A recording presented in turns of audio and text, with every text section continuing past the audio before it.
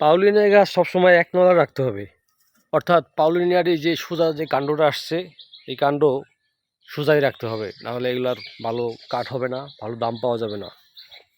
কিন্তু পাউলিনিয়া গাছের একটা সমস্যা হচ্ছে অনেক ধরনের শাখা পোশাখা বের হয়। এই যেমন এই শাখা পোশাখাটা প্রায় 4 ফিট কি 5 ফিট লম্বা হয়ে গেছে।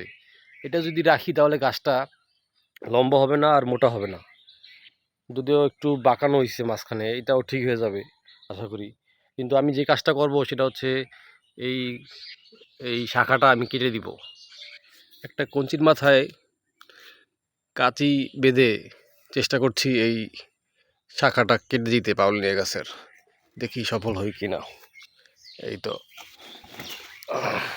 প্রথম চেষ্টায় ব্যর্থ হয়েছি, দেখি আবার চেষ্টা করে। ও মাই গড, আবার কাঁচি রয়ে গেছে এখানে। শিট শিট, পারলাম না, কাঁচি ভেঙে পড়ে গেছে। দেখি আবার চেষ্টা করে। সেকেন্ড টাইমে আবার চেষ্টা করছি পাউলিনিয়া গাছের শাখাটা কাটার দেওয়ার জন্য। ও মাই গড, আবার একটা কঞ্চির সাথে এটা বেঁধেছি কাঁচিটা। দেখি এবার সাকসেস হই কি না। এই যে বাঁধছি। ও মাই গড, শিট, হইল না এবারও।